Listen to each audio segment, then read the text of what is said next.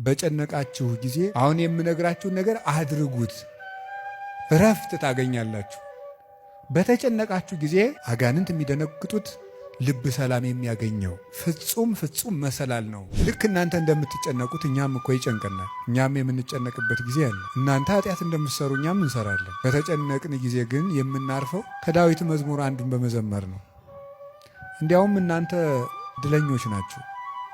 እናንተ ቢጨንቃችሁ ወደ አንድ ቄስ ሄዳችሁ ትናዘዛላችሁ። ቄስ ሲጨንቀው ግን ወደ ማን ይሄዳል? ጳጳሱ ቢጨንቃቸው ከፓትርያርኩ ይሄዳሉ። ፓትርያርኩ ቢጨንቃቸው የት ይሄዳሉ?